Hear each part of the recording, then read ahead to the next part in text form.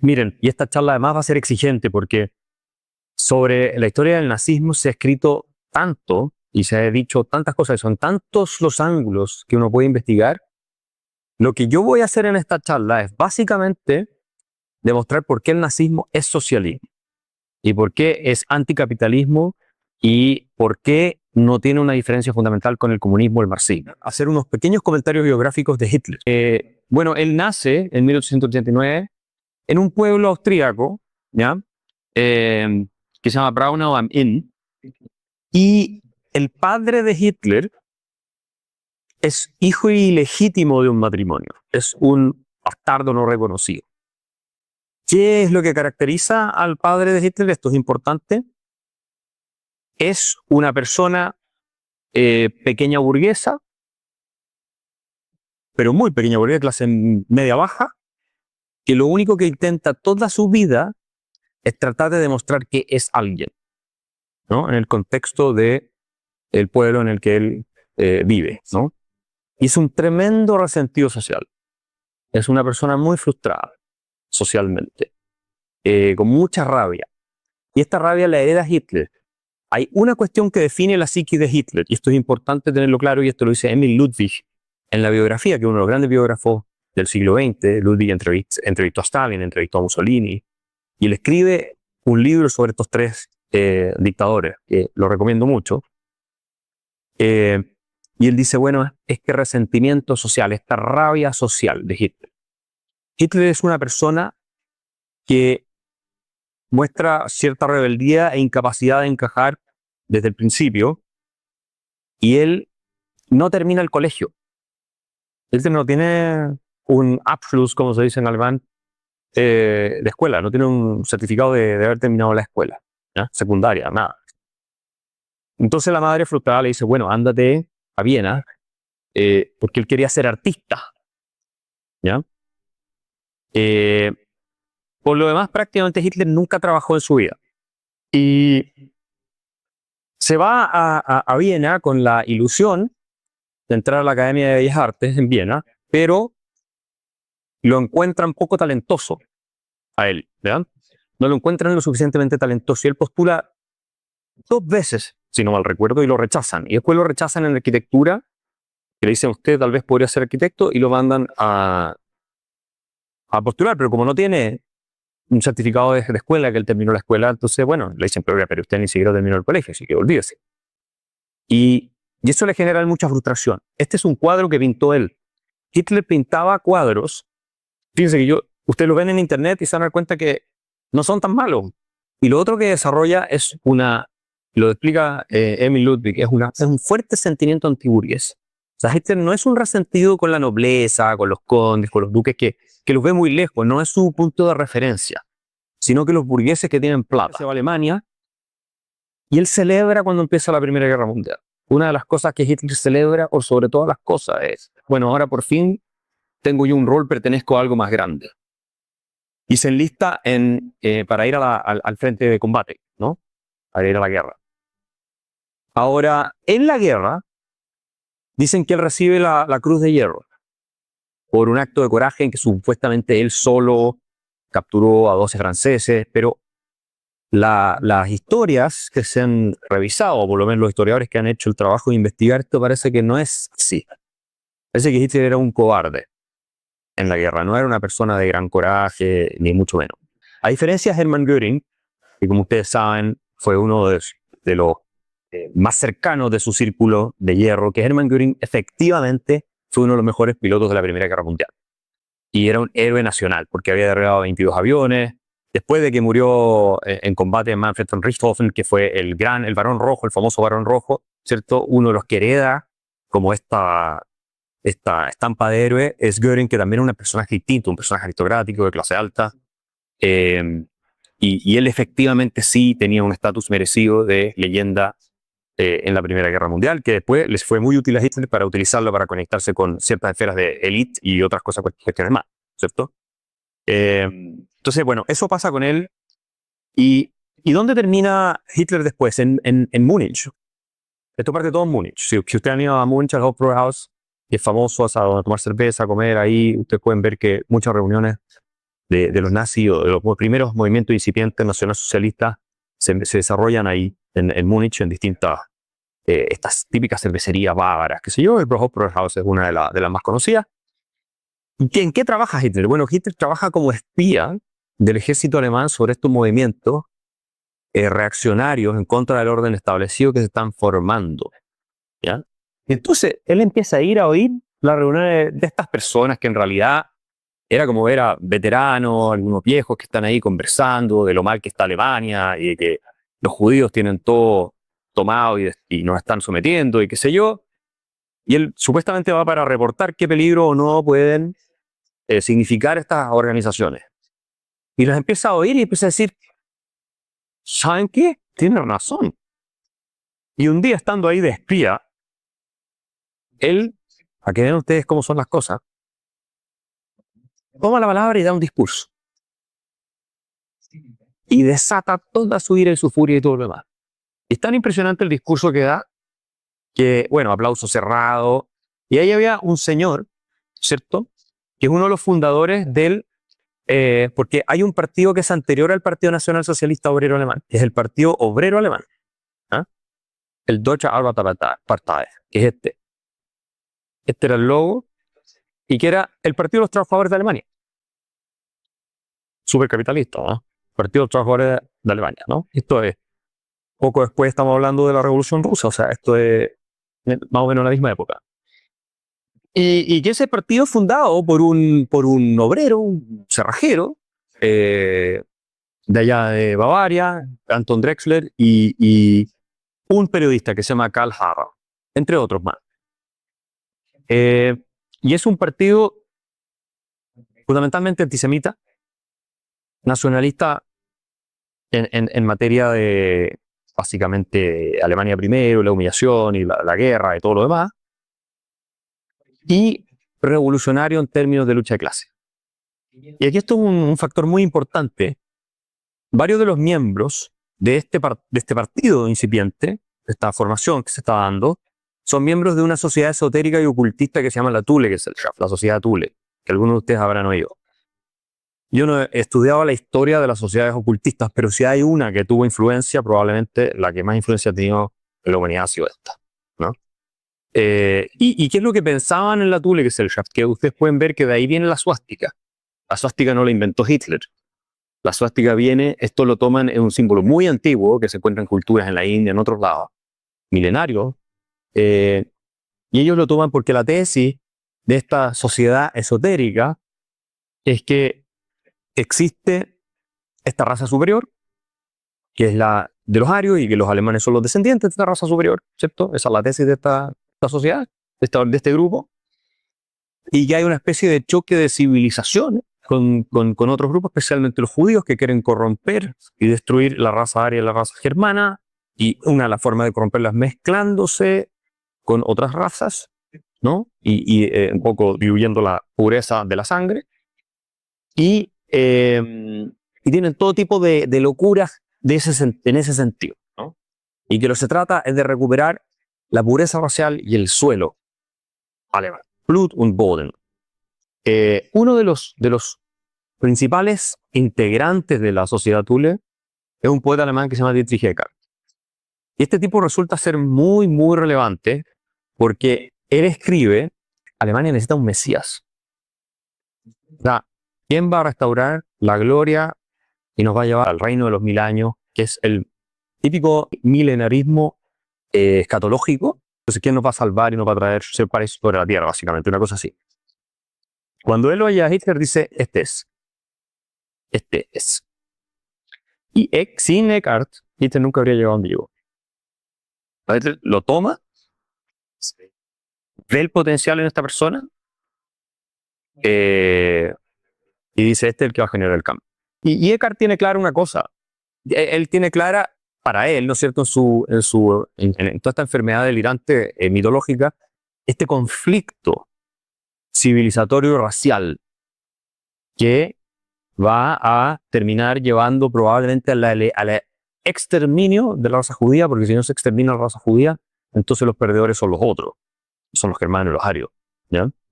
Entonces, él dice, de hecho, sí, mira, tal vez seamos inhumanos, es profético en realidad lo que él dice ahí, en uno de sus poemas.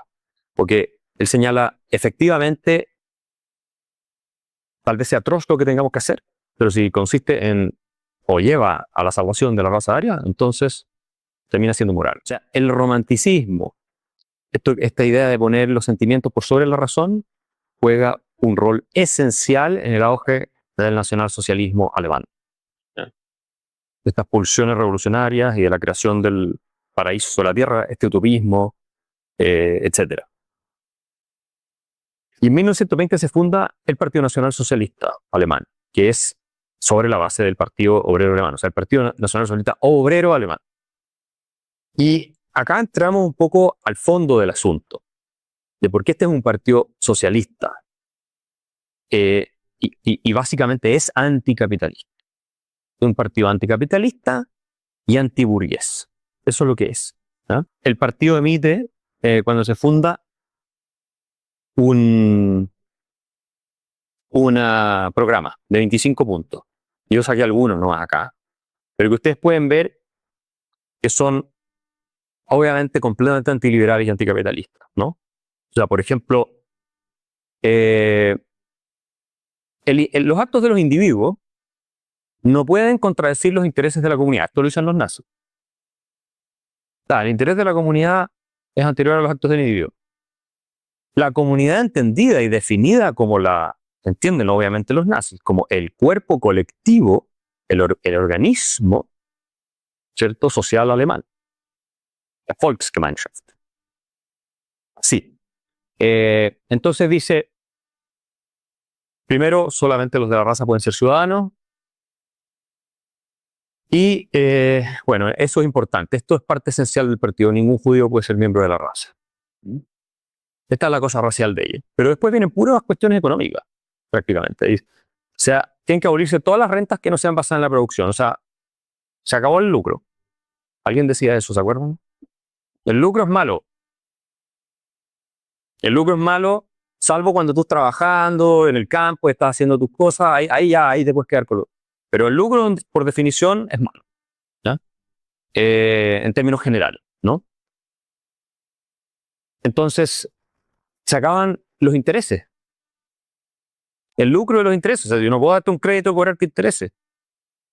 ¿Quiénes están fundamentalmente metidos en el negocio del crédito? Obviamente los judíos.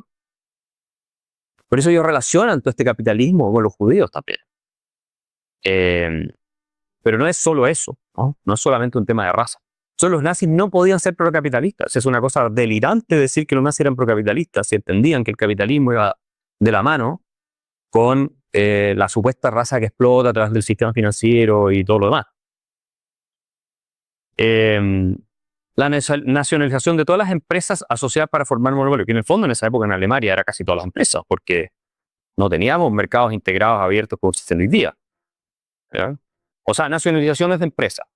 ¿Quién determina cuáles son las empresas asociadas para formar monopolio? Bueno, ellos mismos. Después, el reparto de beneficio de toda la industria pesada, que es el corazón de la economía alemana, la industria pesada. O era el corazón de la economía alemana. Hay que distribuir. ¿Les parece muy capitalista, muy liberal? ¿Esto es Adam Smith? ¿O esto suena más a un programa tipo Partido Socialista? ¿O Frente Amplio? ¿Sí o no? Claro. Entonces esto no tiene nada que ver. Y después vamos a ir. Pero hay que tomarse el tiempo de leer estas cosas. Y aparte esto lo estamos grabando, entonces para que la gente lo pueda ver en YouTube y diga, oye, yo no tenía idea de eso. ¿Ya? Pero así parte el Partido Nacional Socialista. Un sistema de pensiones a gran escala para los ancianos. Ya uno puede decir, bueno, pero ¿cómo eso? Ya está bien, lo dijeron los nazis, pero es algo que sí, pero obviamente lo que ellos tenían pensado era el sistema estatal de pensiones que venía de época de Bismarck, en la cual todos eran dependientes del Estado, del sistema de reparto. Que es lo que se hace en Chile, el primer país del mundo, es irse contra el sistema estatal de pensiones de Bismarck y de los nazis. ¿Y qué es lo que quieren hacer nuestros gobernantes de hoy? Volvernos al sistema de pensiones de los nazis. Que por lo demás queda vigente en muchas partes del mundo todavía. No quiero decir porque ser partidario de un sistema de reparto necesariamente eres nazi, pero estás diciendo que los ciudadanos tienen que depender del Estado, del poder político, porque así tú los controlas. Y eso lo decía Bismarck, que yo lo tengo en el libro Parásitos Mentales. Él dice literalmente que la idea de un sistema de pensiones, de reparto, es controlar a gente, porque en la medida en que dependen de la pensión que tú les vas a dar, son sumisos al poder del Estado y de la autoridad, y del rey, en este caso, el sector rey de Prusia. Más claro, echarle agua. Nadie puede estar de acuerdo con un sistema de pensiones de reparto si cree en la libertad, ¿no? Y menos aún si cree en la solvencia financiera del Estado, porque además son insolventes, los sistemas no pueden funcionar. Reforma agraria. Una reforma agraria para expropiar gratuitamente las tierras para fines de utilidad pública. ¿A quién se le ocurrió eso en Chile? No, a Alessandri no se le ocurrió. A Alessandri se lo impuso la Alianza para el Progreso, que fue fundamentalmente diseñada por Raúl Prebisch y otra gente bajo el gobierno de un demócrata, Kennedy. Y él, Alessandri, como tenía dudas, la mano de la reforma del macetero, porque en realidad, y todavía quedaba contemplada el pago, no la expropiación gratuita. El pago real de lo que te está, eso después se fue cambiando. ¿Y quién aceleró todo este proceso? Eduardo Frei Montalva, que era un gran admirador de Mussolini y que tiene artículos elogiando a Hitler. Eso está en el libro de Víctor Faría de La muerte del camaleón.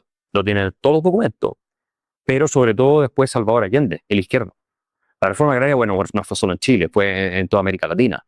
¿Ya? De nuevo, no necesariamente eras nazi si creías en una reforma agraria, pero lo que definitivamente no eres es alguien que cree en el capitalismo, la propiedad privada. O sea, una reforma agraria que, además a principios del siglo XX, la tierra sigue siendo una fuente importante de riqueza en muchas partes. ¿No? En Alemania tampoco era irrelevante, por mucho que haya sido un país industrializado. Entonces, mire, le queremos quitar, robar, o sea, apropiar sin pagar a toda esta gente. Eso lo dicen los nazis en el año 1920. No, pero es que eran capitalistas, eran liberales. ¿De qué carajo están hablando? ¿Pero de qué carajo están hablando? Los nazis son socialistas. Socialistas, igual que los socialistas que gobiernan hoy día en Chile. Idéntico en su filosofía económica. Idéntico. ¿Ya? Después vamos a ver algunas diferencias que hay con el marxismo, comunismo de la Unión Soviética, pero por lo demás, el anticapitalismo es de la esencia del nazismo. A menos que ustedes crean que esto es capitalismo, ¿no? La reforma agraria, bueno, combatir a todos los que actúen contra el interés general. ¿Y qué es eso? Obviamente que es totalitarismo, porque ¿quién define lo que es el interés general? El Partido Nacional Socialista. Es un poco la idea de Fernando Atria de el otro modelo del régimen de lo público. ¿Qué era el régimen de lo público? Yo lo analicé en la teoría de la igualdad. El régimen de lo público era un Estado que controlaba todo lo que ellos, los autores, llamaban derechos sociales. ¿Y qué son derechos sociales? Obviamente salud, educación y pensiones. El Estado tiene que controlarlos 100%. Que no es controlar educación, salud y pensiones, es controlar a las personas que van a la escuela, a los profesores y a los alumnos, es controlar a todos los pensionados, es controlar a todos los doctores y a todas las personas que van a atenderse en servicio de salud, desde el poder político. Pero no solo eso. En ese libro ellos decían que los derechos sociales que ellos mencionan no son taxativos, es una figura expansiva. Entonces, finalmente, todo lo que ellos definen que puede llegar a ser derechos sociales tiene que ser monopolizado por el Estado. Monopolizado. ¿Qué es eso si no es fascismo? Si no es nazismo. O sea, lean el libro en otro modelo ustedes y dense cuenta. ¿Y qué dice? Es que el régimen de lo público es el interés general. Así mismo lo plantean. Atria, Joniant, todos ellos. ¿Ya? Yo creo que Adria lo escribió, los otros lo firmaron, pero bueno. Prestaron la firma, así que uno los puede criticar. Y esto es muy importante y por eso el Estado y la educación deberían separarse 100%. No debiera haber ningún colegio en manos del Estado. Debiera privatizarse absolutamente todo y pasarle a la gente el dinero para que pueda mandar a sus hijos a buenos colegios. Porque además el Ministerio de Educación, por lo menos en Chile y en todas partes en realidad, se traga una parte importante del presupuesto. En burocracia, en despilfarro, todas las corrupciones que hemos visto. En vez de pasarle esa plata directamente a la gente para que pueda enviar a su hijo al colegio. Entonces dice que la escuela tiene que inculcar el concepto de Estado. La escuela debe inculcar el concepto de Estado tan pronto como el niño esté capacitado para ello. Pedimos que el Estado coste la educación de los niños con dotes intelectuales sobresalientes, si son hijos de padres pobres, sin consideración de su posición o profesión. el Estado tiene que inculcarse en la mente a la gente. ¿Quién cree en eso? ¿Los liberales creemos en que a los niños hay que adoctrinarlos con el concepto de Estado en la cabeza? ¿O los socialistas y la gente del Frente Amplio? Y la izquierda en América Latina, los kirchneristas, ¿ah? La gente que sigue allá en Bau Morena, en México. ¿Quién cree en esto? O sea, yo creo que podría dejar la presentación hasta aquí. Yo creo que ya los convencí de que los nazis no eran capitalistas ni liberales. Pero voy a seguir. Porque hay gente que tal vez puede no estar convencida todavía. Bueno, último, debe preocuparse del bienestar nacional, protegiendo a madres e hijos, prohibiendo el trabajo infantil, estimulando el ejercicio físico. Bueno, estas son cosas que eran un poco de la moda también de la época, ¿no? Y hay algunos puntos que uno incluso podría decir que está bien, prohibir el trabajo infantil. O sea, no, que es algo también, si usted lo ve, sí, ¿cómo estar en contra del trabajo infantil? Bueno, pero hay niños, por ejemplo, que trabajan en la industria del cine, que ganan montones de plata, y uno dice, bueno, le vas a prohibir trabajar. Entonces, obviamente ellos no tenían en mente eso en esa época. Tenían en mente trabajos mucho más duros que eso. ¿Qué dice Hitler? Lo mismo que Mussolini. En 1933 Hitler dice, si la cosmovisión liberal en su deificación de lo individuo individual debe conducir a la destrucción del pueblo, el nacionalsocialismo, por lo tanto, desea salvaguardar al pueblo como tal, si es necesario incluso a expensas del individuo.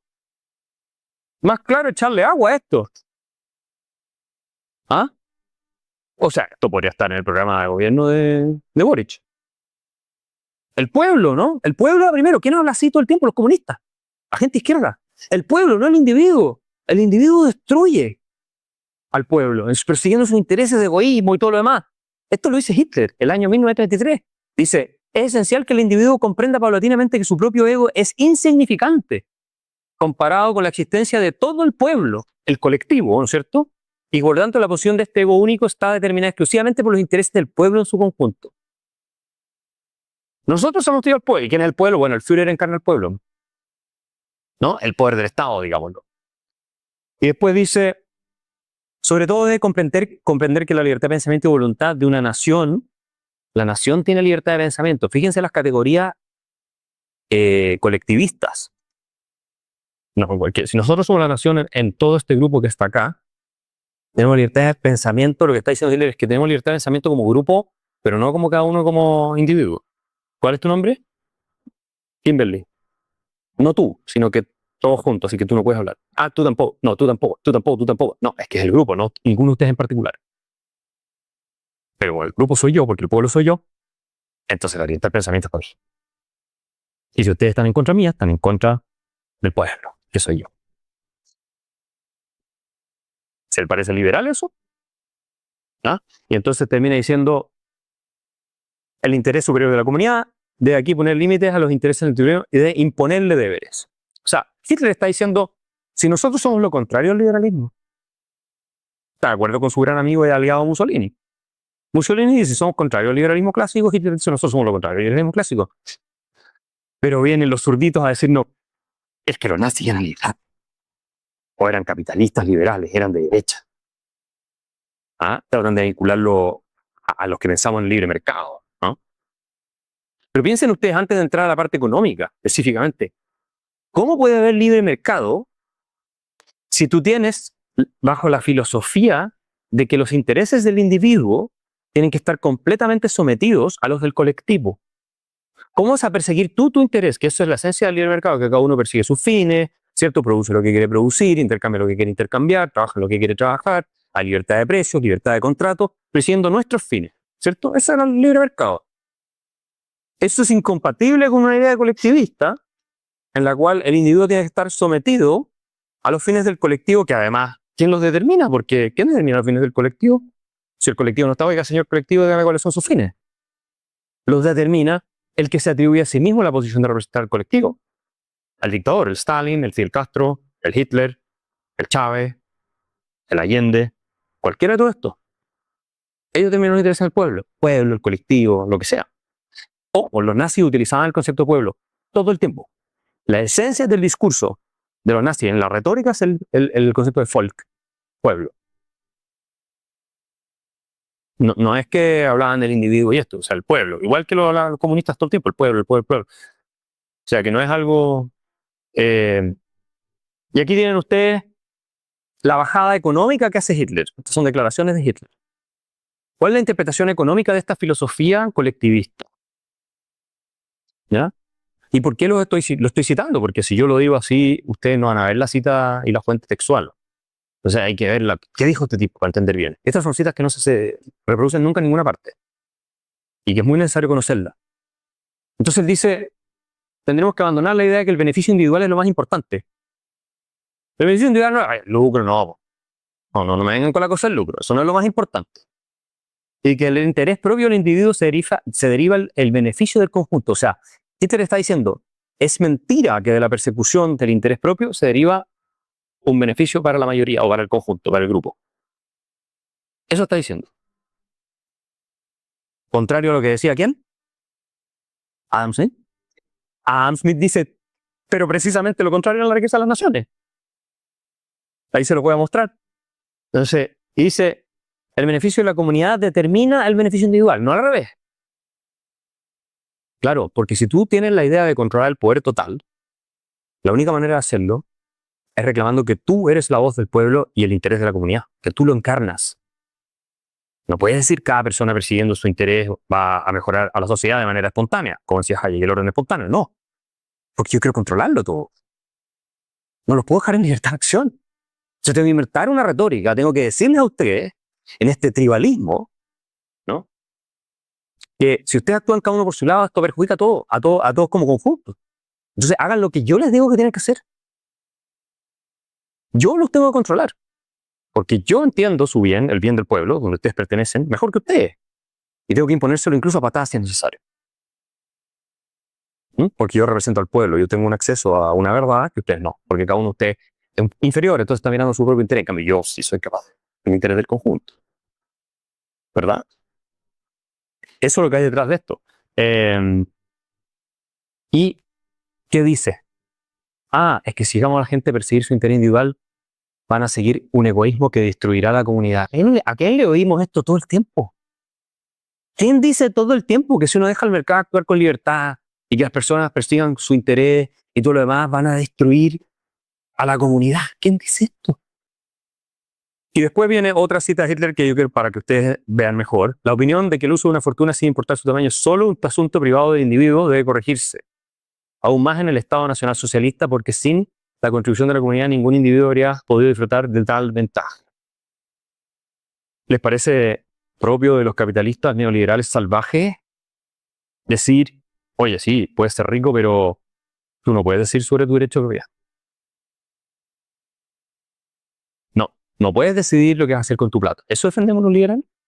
¿Pro mercado? Al revés, se nos critica todo el rato porque en teoría supuestamente no nos importan los demás y queremos ganar mucha plata y cada rico hace lo que quiere con su plata. Bueno, Hitler decía que no, esto no se podía. Entonces tenía que haber un control. No, tú no puedes disponer de tu riqueza como tú quieras. El Estado tiene que decirte a ti cómo disponer tu riqueza, tiene que estar en función de la sociedad civil. No de la sociedad civil, sino que del político que supuestamente representa al pueblo. ¿Ya? Y ahí hay una idea económica que es una falacia completa, que la repetía Fernando Adrià con un debate una vez. Que es la misma que está diciendo Hitler acá. Que, no, es que si eres rico es por la contribución de la comunidad. No es cierto. No es verdad. Nadie se hace rico porque la comunidad lo hizo rico. Es al revés.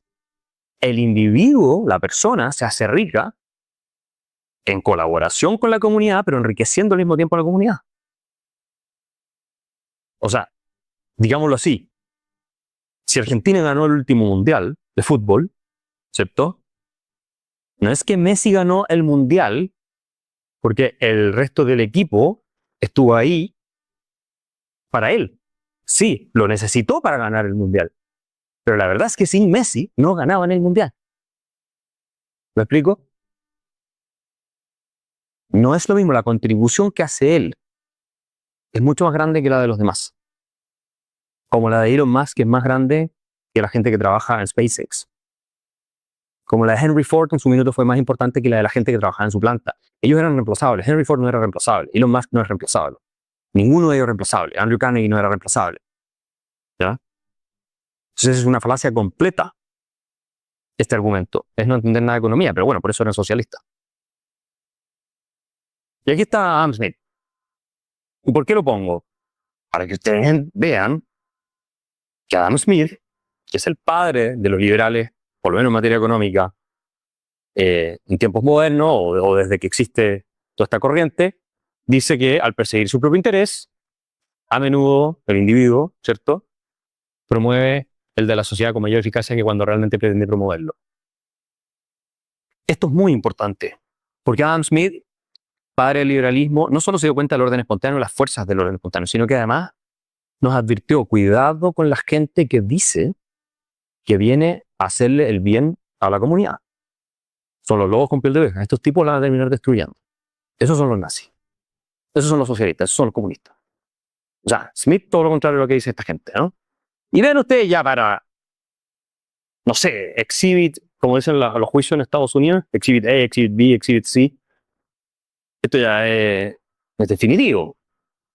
Hay un discurso del año 1921 donde Hitler lanza las típicas diatribas de Hitler, habla un largo rato y dice que, bueno, que no el sionismo, sino que el judaísmo, que esto, que lo otro, los bolcheviques, qué sé yo. Y él dice, nosotros no estamos luchando contra el capitalismo judío cristiano, luchamos contra todo capitalismo. Porque claro, él identifica el capitalismo como una fuente de opresión, especialmente a través del cobro de los intereses, el capitalismo financiero que se asocia con los judíos y todo, de la gente, ¿no? No como una fuente de progreso, sino que al revés, como una forma de opresión. Entonces, hacemos que el pueblo sea completamente libre. Claro, en eso terminó el régimen nazi, y el pueblo era completamente libre, por supuesto, se entiende, ¿no es cierto? Tú tienes que luchar contra el capitalismo si quieres establecer un totalitarismo. No ha existido ningún país donde tú hayas eliminado la libertad económica que no haya terminado siendo totalitario. Ni uno solo. Y esta es una cita que se le suele atribuir a Hitler. Yo lo he leído en varios libros atribuida a Hitler. En otro libro hace poco lo leí, una historia de realidad atribuida a Himmler, pero, y en algún momento yo pensaba que la había dicho Hitler, pero la dice Gregor Strasser, que es presidente del Partido Nacional Socialista. ¿Ya? Fue presidente del Partido Nacional Socialista Alemán, y que después, y ahí viene otra gente, mucha de izquierda, a decir, sí, pero es que a Hitler no le gustaba Strasser porque Strasser era muy socialista y de izquierda, en cambio Hitler era más de derecha procapitalista. Nada que ver. Y por eso lo terminan matando. A Strasser, de hecho, lo terminan matando. Eran rencillas, Strasser era demasiado popular, le estaba yendo muy bien, y tenía un enfoque más dogmático, pero ellos estaban juntos y apoyaron juntos el programa de los 25 puntos del año 20. O sea, trabajaron juntos mucho tiempo. Y Hitler estaba de acuerdo con las propuestas de Strasser. Pasa que después él se da cuenta, astutamente como político, que necesitan los industriales. ¿Ya? Que necesita a cierta élite. Entonces, que si él llegaba a amenazarlos, como estaban haciendo hasta entonces, que casi con una revolución marxista, que era lo que proponían los comunistas, que era la segunda fuerza más grande o la fuerza más grande en Alemania en un minuto, no iba a tener ese apoyo para salir adelante y lograr su objetivo. Pero el principio teórico sigue siendo compartido en el nacionalsocialismo. El nacionalsocialismo no solamente es Hitler, y un montón de otra gente. Y esta es la famosa cita que él dice que somos socialistas y enemigos mortales del sistema económico. Pero, a ver, escuchen a Strasser, dice, es nazi. Strasser es nazi, ¿ok? Es uno de los que está desde el principio en el movimiento, es presidente del partido, y él dice, somos socialistas, somos enemigos mortales del sistema económico actual, capitalista, ¿no es cierto? Con su explotación de lo económicamente débiles, con sus salarios injustos, con su valoración inmoral de las personas basada en la riqueza y el dinero, en lugar de responsabilidad y rendimiento, y estamos decididos a destruir ese sistema a toda costa. ¿A quién suena? ¿Quién quería enterrar el capitalismo? ¿Quién dijo por ahí en una declaración, una parte de mí quisiera que desaparezca el capitalismo? ¿Quién habla todo el tiempo de la desigualdad y lo justo que es la distribución de riqueza en el capitalismo? O sea, esta frase la podría decir cualquier socialista en Chile. Lo podría decir Boric, lo han dicho, no así igual, pero casi igual. Voy a entrar al neoliberalismo, voy a entrar al capitalismo. Quisiera que desaparezca. Hay explotación de los económicamente más débiles. Esto suena a Marx. ¿Cómo van a decir que eso es procapitalista si él mismo te está diciendo, ya hablamos de Mussolini y de Hitler, ahora está este otro que fue un personaje relevante de todo el movimiento, diciendo que ellos son contra el capitalismo, lo quieren destruir. Y aquí esto no lo vamos a leer entero, pero este es Joseph Goebbels. Y Joseph Goebbels, que jugó un rol más o menos en el movimiento nacional socialista, ¿no es cierto? O sea, uno de los máximos emblemas del movimiento nacional socialista. El jefe de propaganda, el ministro de propaganda después del Reich, etc. Y Goebbels escribe, el año 26 da un discurso que se llama Lenin o Hitler. Como por si están confundidos, ¿ah? ¿A cuál quieren? Porque los dos son muy parecidos, dice. Los dos vienen del mismo lugar. Los dos quieren lo mismo.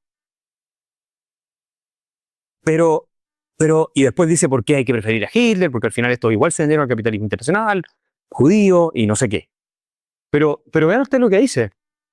Uno, se va Goebbels en contra del sistema capitalista. De nuevo, la democracia capitalista liberal está tan podrida que no queda nada por reparar, debe ser destruido fundamentalmente, destrozado espiritualmente. Y en términos de poder político, hay que destruir el capitalismo, dice Goebbels. ¿Goebbels era liberal?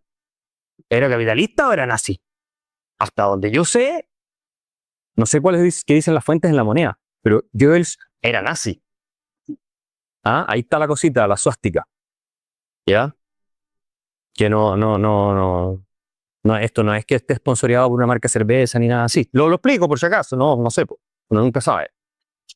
Y entonces él dice, debe destruirse el sistema capitalista, ¿no? Y habla de la revolución. La necesidad de dirigir la revolución no solo contra los partidarios del sistema, sino contra el sistema mismo. Lenguaje marxista. Ustedes saben que Goebbels entra al partido nazi seducido por las ideas de Marx de la lucha de clase. Goebbels era un gran conocedor de Marx. De hecho, en ese discurso lo cita muchas veces. Aprobatoriamente en varias de ellas. No, Marx era judío, entonces algo... Pero lo cita en su diagnóstico. Dice, sí, tenía razón. Y después dice, la idea revolucionaria de dos movimientos espirituales. Imagínense, le habla a nivel de espirituales.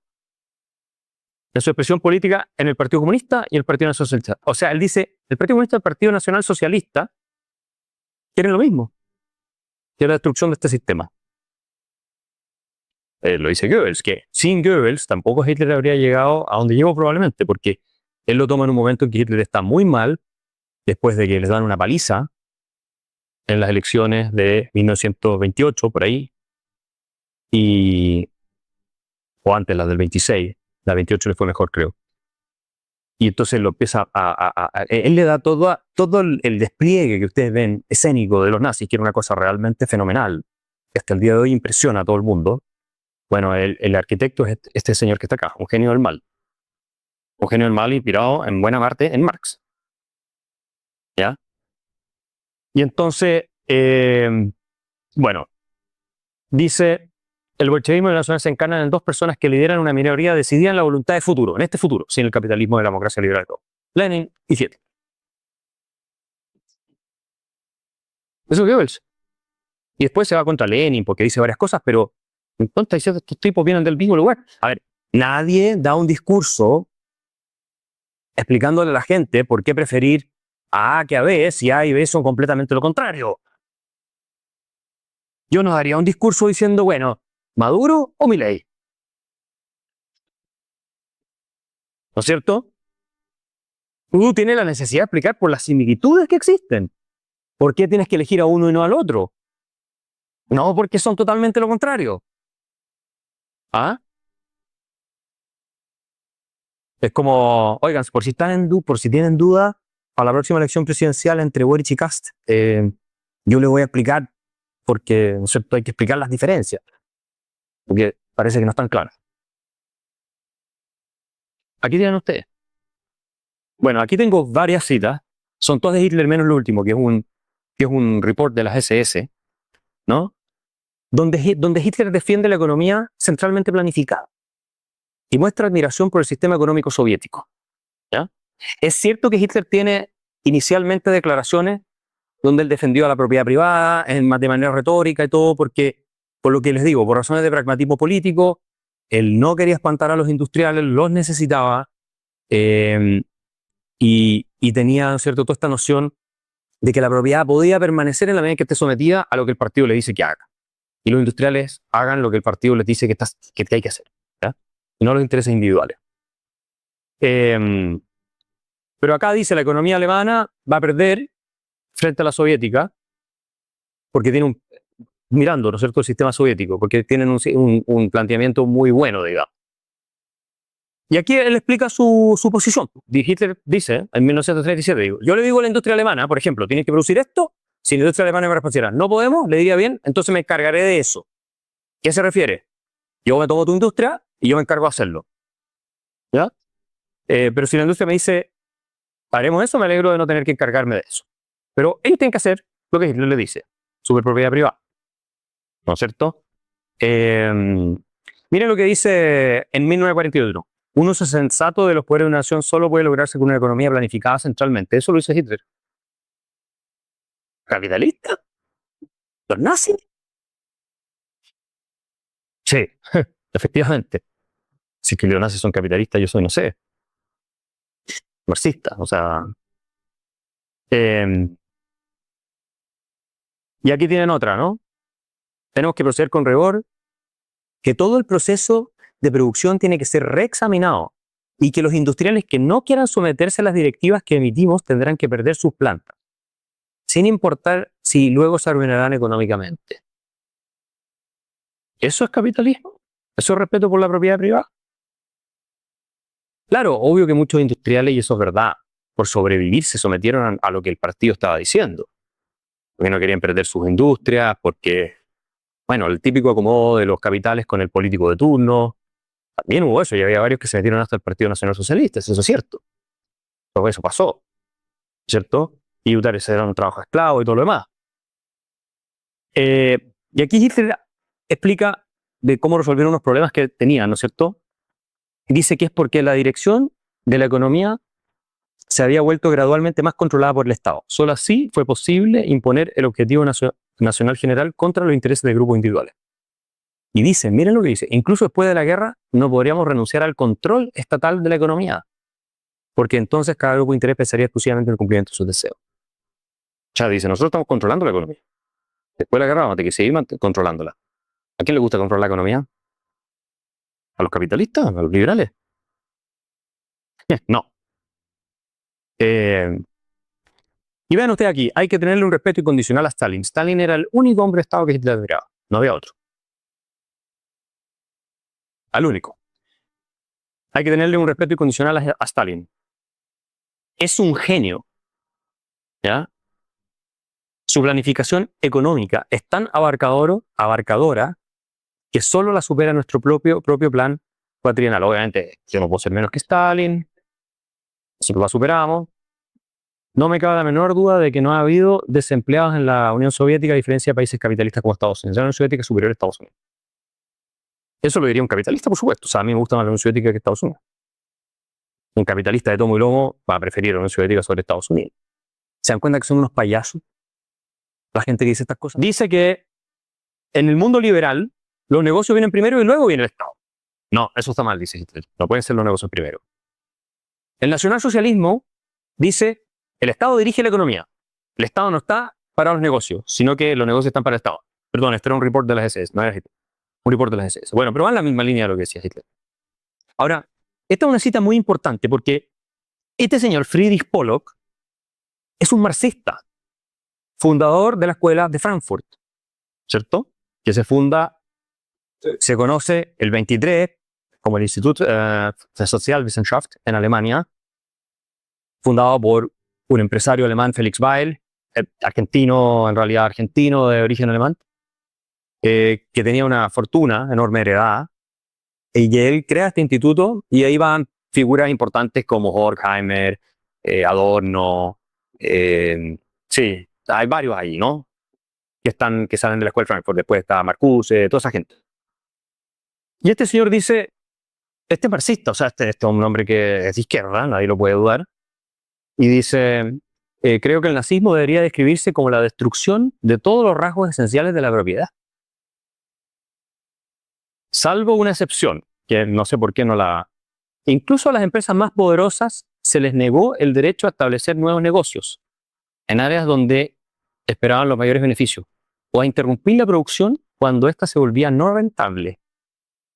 Esto lo dice una persona marxista, que se pelea con Horkheimer porque es uno de los que parte diciéndonos que los nazis son capitalistas. Dice, no sabes de lo que estás hablando. Estos derechos fueron transferidos en su totalidad a los grupos gobernantes. Bueno, la propiedad no vale nada. Lo dice uno del lado de la izquierda, que vivió la época, que vivía ahí, que vio el nazismo, que entendía la teoría marxista, que entendía la teoría nacionalsocialista y vio la práctica política económica de los nazis. ¿Ya? Y estaba de acuerdo, curiosamente, con Ludwig von Mises, que, como ustedes saben, es el más grande economista del siglo XX, liberal, que también es austríaco, vio el auge del nazismo, vivió en Europa, venía de todo ese contexto cultural. Y él manda una carta al New York Times, Ludwig von Mises, porque también molesto, igual que Hayek, de que dijeran no, que los nazis son casi que capitalistas, defensores del capitalismo. La Transwirtschaft, ¿saben lo que significa eso? Zwang, que es fuerza. Wirtschaft es economía. La economía forzada. Así se conocía en Alemania. Que no hay libertad. Todo eso es lo que te dice el poder. Y dice von Mises ahí, dice que mantiene nominalmente algunas instituciones del capitalismo. O sea, no realmente, sino que nominalmente. ¿No? Y dice lo mismo que decía nuestro amigo Pollock. Dice, el trabajo, se abolieron los salarios. O sea, el gobierno determina cuánto le pagas a quién y dónde trabaja. No hay libertad de contratación ni de fijar salario libremente. Súper liberal económico. Súper. ¿No? Dice, fija los salarios y asigna a cada trabajador el lugar donde debe trabajar. Eso hace el gobierno. ¿En qué países se hacía eso también? En todos los países comunistas. Pero hacía exactamente lo mismo. La propiedad privada permaneció nominalmente intacta. Sin embargo, en la práctica, los antiguos empresarios han sido reducidos a la condición de gerentes de tienda.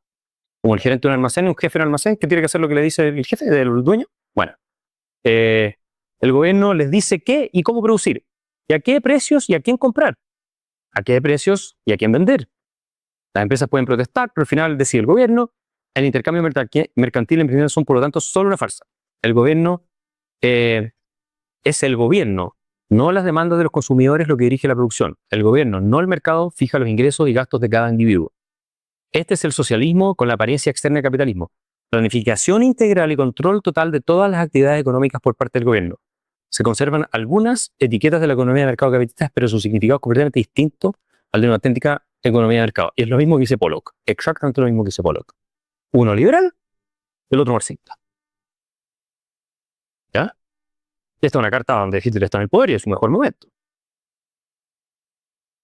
Entonces, aquí ya para ir terminando, ¿qué dice Hitler sobre su partido y sobre Marx? Incluso tiene algunas declaraciones. Hitler recuerda, ¿no?, los orígenes, momentos en que él parte con todo el movimiento nacional socialista, etc. Dice, mi partido en ese momento estaba compuesto por un 90% de personas de izquierda. No suena, pero es obvio, si ustedes vieron lo que decía Strasser, que eran anticapitalistas, que querían la revolución, que querían eliminar la propiedad privada, los 25 puntos. Ahora, probablemente Hitler exagera la cifra, pero eso lo dice él. Esto lo dice en 1941. Y en un libro, que en español se tradujo como Hitler me dijo, ¿ya? Hermann Rauschning fue miembro del Partido Nacional Socialista y conversó con Hitler muchas veces, y eso él lo escribió en un libro después, de las conversaciones que tuvo. Hitler le confiesa a Rauschning, le dice, no voy a ocultar que he aprendido mucho del marxismo. Lo dice Hitler. Lo que me ha interesado e instruido de los marxistas son sus métodos. Todo el nacionalsocialismo está contenido en él. Todo el nacionalsocialismo está contenido en el marxismo. ¿Qué lo dice Hitler? Ahora va a llegar alguno también del Frente Amplio y decir, ¿pero qué sabía Hitler del nacionalsocialismo? No tenía idea. Las sociedades obreras de gimnasia, las células de empresa, los desfiles masivos, los proyectos de propaganda redactados esencialmente para ser comprendidos por las masas, todos estos métodos nuevos de lucha política fueron inventados por marxistas. No necesitamos más que apropiármelos y desarrollarlos para procurarme el instrumento que necesitábamos. Esas son palabras de Hitler. No, pero los marxistas, es obvio, persiguieron a los comunistas, claro. Los comunistas eran, como dice von Hayek en Camino de Servidumbre, que es del año 44, cuando Hitler está en el poder. Los comunistas eran una facción rival que pensaba exactamente lo mismo, en términos esenciales. Sí, uno tenía un elemento internacionalista, el nazismo era tener un elemento conservador, uno enfocaba la cuestión en la clase mucho más, el otro en la raza mucho más, pero en términos generales, la esencia totalitaria, anticapitalista de los dos sistemas o de los dos movimientos es la misma. Es la misma. Y la raíz epistemológica de ambas ideologías es la misma. ¿Ok? Entonces, ¿qué hay de cierto en esto de que comunismo y nazismo son totalmente distintos? Nada, cero. ¿Hay diferencias? Sí. Hay diferencias, algunas diferencias doctrinarias, hay algunas diferencias, ¿cierto?, en términos de organización del sistema económico. Rusia era un sistema que no respetó la propiedad privada, o sea, bajo los comunistas, los nazis tampoco, pero por lo menos dejaron un disfraz de propiedad privada. Los otros estatizaron todo. O sea, hay algunas diferencias, pero son de matices, no son diferencias en esencia, en los fundamentos. ¿No es cierto? Nazismo y comunismo son siameses. ¿Por qué el comunismo, el marxismo, el socialismo y el nazismo producen los mismos resultados? Porque son fundamentalmente idénticos en su doctrina. Porque lo que aspiran es a lo mismo. Son dos movimientos totalitarios. Dos movimientos totalitarios. Esto es muy interesante. Este señor, esto ya es casi la última lámina, Rudolf Höss, fue quien organizó todos los campos de exterminio de Auschwitz, que eran como 40 campos de concentración. Rudolf Höss fue encargado, a él le dijeron, tú organizas esto, ármalo todo tú. ¿En qué se basaron? En los campos de concentración soviéticos. Lo dice. Esto lo dice él, ¿ya? Que después fue colgado por el juicio de Nuremberg, después del juicio de Nuremberg, ¿cierto? Por crímenes contra la humanidad, sentencia a muerte. Lo dice Höss. Höss dice, la oficina del Reich, ¿cierto?, de seguridad entregó a los comandantes una colección completa de informes sobre los campos de concentración rusos. Estos describían con gran detalle las condiciones y la organización de los campos rusos, según lo proporcionado por exprisioneros que lograron escapar. Se hizo gran hincapié en el hecho de que los rusos, mediante el empleo masivo de trabajosa, habían eliminado grupos humanos enteros. O sea, si el organizador de los campos de concentración de Auschwitz te está diciendo, nosotros nos inspiramos en los campos de concentración de los comunistas, yo diría que hay que creerle un poco. Más aún porque si vas y los examinas son idénticos. Tal vez a los alemanes no se les escapaba a nadie, lo que los hace peor en ese sentido, pero son idénticos. Entonces, no sé si ustedes han leído este libro, lo han podido ojear alguna vez. Este es un libro del año 97. Ustedes saben que varios de estos, sobre todo Stephen Courtauld, es un excomunista, él era comunista. Y ellos escriben este libro, el libro negro del comunismo, que lo publica Harvard University Press en Estados Unidos. Y que es el recuento más detallado que exista, histórico, sobre los crímenes del comunismo. El recuento más detallado. Y entonces, con todo ese equipo dicen, ¿por qué a los nazis se les demoniza justificadamente, por supuesto, pero a los comunistas no? Los comunistas fueron igual de criminales o peores. Igual de criminales o peores. Lo dicen en este libro. Léanlo si pueden, cómprenlo. El libro negro del comunismo. Yo saqué una parte que me parece clave para terminar esta presentación, ¿no?, que dice, comparando comunismo y nazismo, ambos grupos, ambas doctrinas, ambas ideologías, ambos regímenes. El propósito del terror era exterminar a un grupo que había sido designado como enemigo. Exterminarlo. Aunque solo fuera una pequeña fracción de la sociedad, debía ser erradicado para satisfacer este impulso genocida. Por lo tanto, las técnicas de segregación y exclusión empleadas en un totalitarismo de clase, el comunismo, se asemejan mucho a las técnicas del totalitarismo racial, los nazis. La futura sociedad nazi se construiría sobre una raza pura La futura sociedad comunista se construiría sobre un pueblo proletario purificado de la escoria de la burguesía. Cambia el sujeto. El resto es todo lo mismo, dice Courtois. Es todo lo mismo. ¿Se fijan? La reestructuración de estas dos sociedades se concibió de la misma manera. De la misma manera. Los métodos son los mismos. Incluso si las medidas represivas fueran diferentes. En algunos casos se enfatizaban una cosa que en otra, pero... Por lo tanto, sería absurdo pretender que el comunismo es una forma de universalismo, que se preocupa de los derechos de los seres humanos en todos lados, ¿cierto? Es una cosa global en ese sentido. El comunismo puede tener un propósito mundial, que el nazismo también lo tenía, porque se comprenderán que no se habrían quedado conformes con quedarse en Alemania, se habrían expandido, se tomaron toda Europa en un minuto, o sea... pero al igual que el nazismo, considera a una parte de la humanidad indigna de existir. Este es el punto esencial. ¿No? La diferencia es que el modelo comunista se basa en el sistema de clase, el modelo nazi en la raza y el territorio. Lo que no quiere decir que los comunistas no tenían temas raciales y limpieza étnica, la hicieron. Los comunistas hicieron limpieza étnica. Y también persiguieron a los judíos, interesantemente. Eso está bien documentado. Tampoco significa que los nazis no tuvieran este elemento de lucha de clase. Que también tuvieron, ¿no? Pero el énfasis era en un caso mucho más la raza y en otro caso mucho más, ¿cierto? La clase. Y esto es la última lámina. Este es un museo, o sea, no un museo, una fundación de Estados Unidos que vale la pena seguirla. Y llegan a esta conclusión. Hay otras estimaciones que son incluso más grandes, de 150 millones. Pero esto es lo que hizo el comunismo. ¿Van a decir que esto es menos malo que el nazismo? Son doctrinas totalitarias colectivistas. Y en esencia, ambas, y esto es lo importante para los efectos nuestros, son reacciones anticapitalistas, antiliberales, anticristianas y anti-individualistas. Es decir, son contrarias a todo lo que creemos los liberales clásicos. Muchas gracias.